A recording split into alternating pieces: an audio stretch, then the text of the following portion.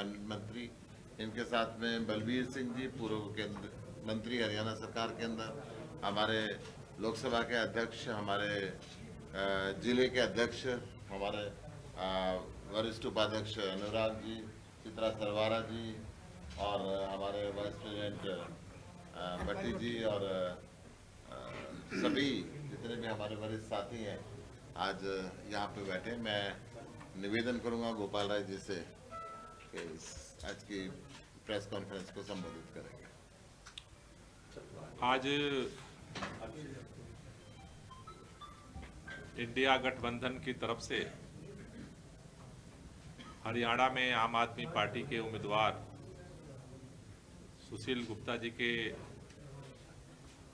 समर्थन में हम दिल्ली से यहाँ पर पहुंचे हैं। लोकसभा चुनाव का पहला चरण समाप्त हो चुका है। लोकसभा चुनाव के पहले चरण में जिस तरह से मतदान प्रतिशत में कमी आई है, वो इस बात का साफ साफ प्रमाण दे रही है कि पिछले 10 साल में मोदी सरकार ने देश के लोगों को 2 चीजें दी हैं। एक तो निराशा दिया है और दूसरा लोगों में डर दिया है। पूरा देश आज इस लोकसभा चुनाव के दौरान या तो निराशा में जी रहा है या फिर डर में जी रहा है, दहशत में जी रहा है। इसके तथ्य, इसके प्रमाण चारों तरफ आज दिख रहे हैं। मोदी जी का प्रचार चल रहा है कि अभी तो हमारा एक टेलर है। आज पूरे देश में इंडिया गठबंधन जिस तरह से चुनाव लड़ रहा है और जमीनी स्तर पे अलग अलग राज्यों में जिस तरह से उसे साइलेंट सपोर्ट मिल रहा है, उसकी बौखलाहट देश के प्रधानमंत्री माननीय नरेंद्र मोदी जी के चेहरे पर और अब उनके भाषण में भी दिखने लगा है। पिछले 10 साल में इस देश के नौजवानों में जब अच्छे दिन का वादा करके प्रधानमंत्री जी आए थे तो उन्होंने वादा किया था कि हर साल 2 करोड़ रोजगार जो है हम अवसर पैदा करेंगे। 10 साल बाद आज इस देश में जो आंकड़े आए हैं, देश का 83% नौजवान बेरोजगार है। और हरियाणा जिस राज्य में हम बैठे हैं, हरियाणा के अंदर सबसे ज्यादा बेरोजगारी का दर है। और ये शर्म की बात है कि 10 साल से केंद्र में सरकार, 10 साल प्रदेश में सरकार, डबल इंजन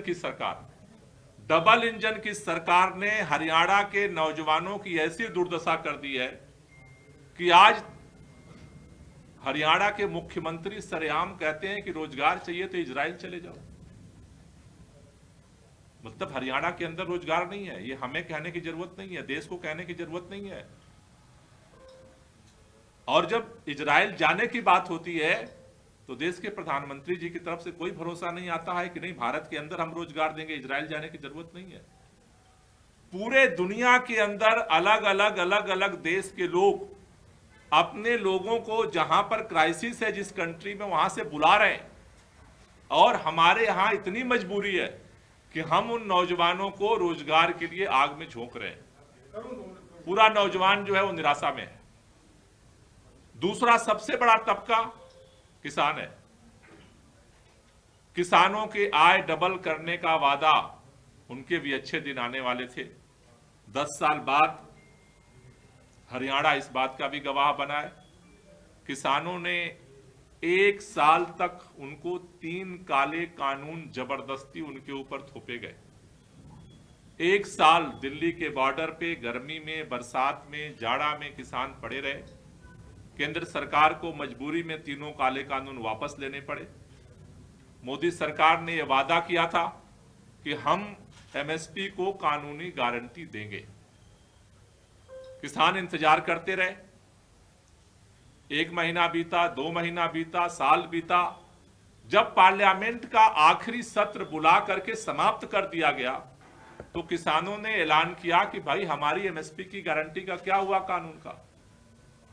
और ये पूरा इलाका है, जब किसान दिल्ली की तरफ बढ़े,